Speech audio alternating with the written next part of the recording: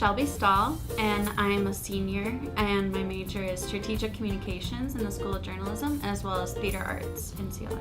I started thinking about studying abroad because I felt like I had done everything else in college. I was involved in a sorority, I had other leadership positions. I felt like I had really experienced all the youth has to offer except a study abroad program. I really looked at what focus the program had and what it had to offer me.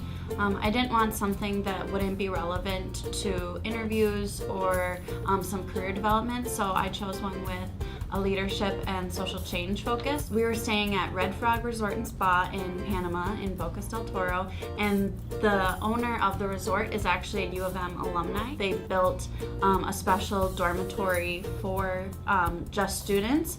So we were staying at a resort with like a dorm feel, basically. It met my expectations academically, but in a different way than I anticipated.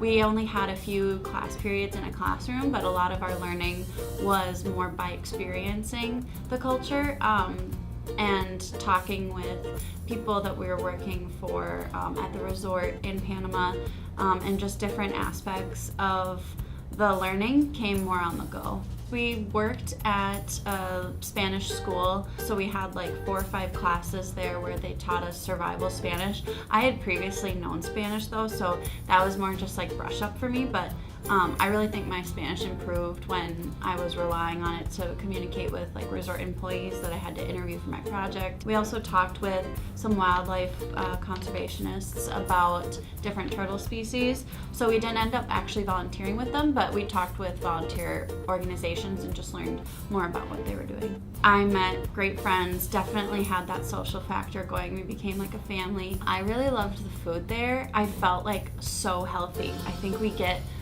a lot of pre-packaged like crap here in America, and we actually worked with a chef down in Panama. We skinned our own fish. It was hands-on, healthy cooking, and I felt like just so alive there between being active every day, like ziplining and walking and swimming and like eating this really healthy fresh fish that he had caught earlier that day.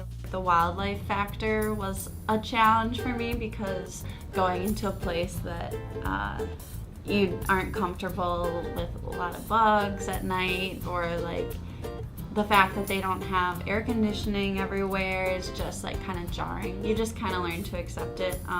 One time we were walking through the indigenous communities, like chocolate farm, and we had just had a ton of rain, and we're like, a lot of us were wearing flip-flops, including me, and that was my mistake because my flip-flops sank. I sank into the mud so deep that I like had to walk barefoot for 30 minutes through the jungle.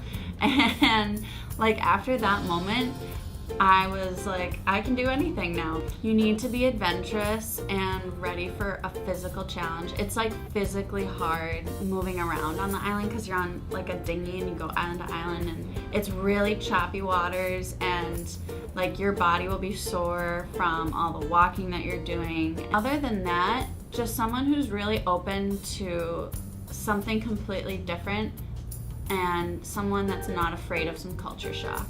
I really thought that my life was here, and I kind of just accepted the fact that maybe I can't study abroad, but last minute, like, you can go 3 weeks even. Global seminar, they have May terms too.